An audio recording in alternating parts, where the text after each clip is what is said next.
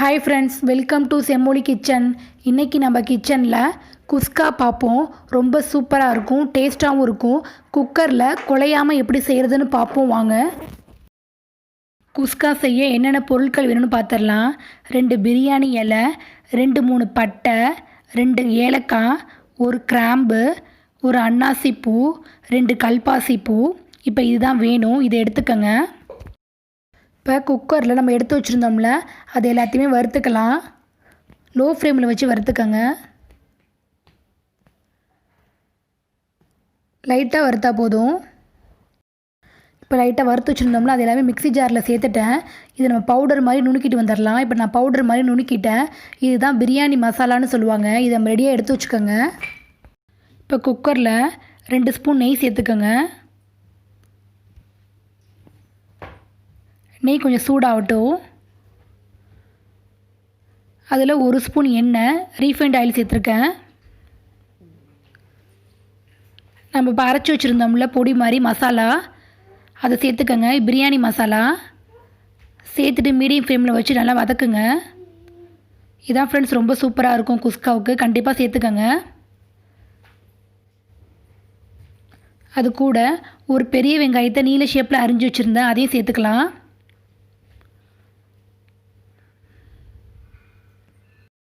வெங்காயம் லைட்டாக வதங்கினோன்னே அது கூட 3 தக்காளியை சின்ன சின்னதாக அரிஞ்சு வச்சுருக்கேன் அதையும் சேர்த்துக்கிறேன் இப்போ சேர்த்துட்டு நல்லா மிக்ஸ் பண்ணுங்கள் வெங்காயம் தக்காளி நல்லா வதங்கணும் வெங்காயம் தக்காளி சீக்கிரமாக வதங்கிறதுக்காக உப்பு சேர்த்துக்கங்க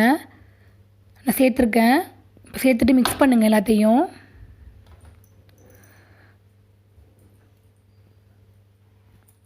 நல்லாவே வதங்கிருச்சு இப்போ அது கூட 3 பச்சை மிளகாவை கீரி சேர்த்துருக்கேன்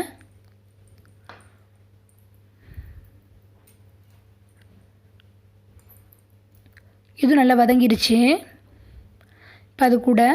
ஒரு 1/2 டீஸ்பூன் மஞ்சள் தூளும் 1 டீஸ்பூன் மிளகாய் தூளும் சேர்த்துக்கோங்க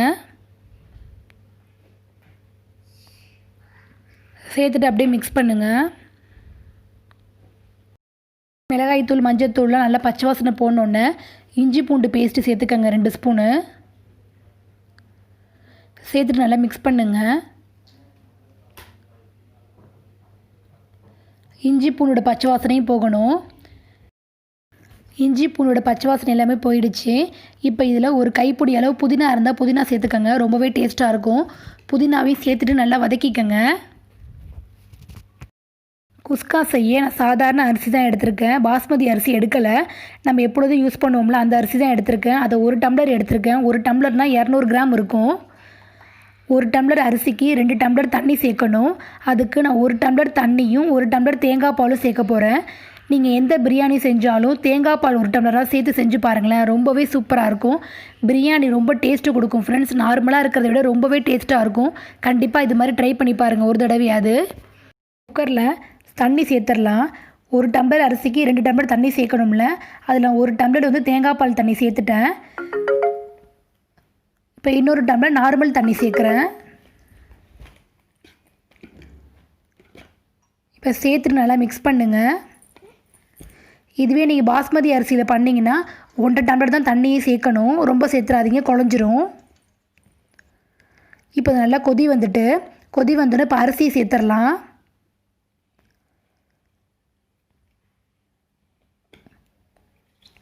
அரிசி எல்லாத்தையும் சேர்த்துட்டு நல்லா மிக்ஸ் பண்ணிக்கோங்க அரை மூடி எலுமிச்சை பழத்தை அப்படியே பிழிஞ்சு விடுங்க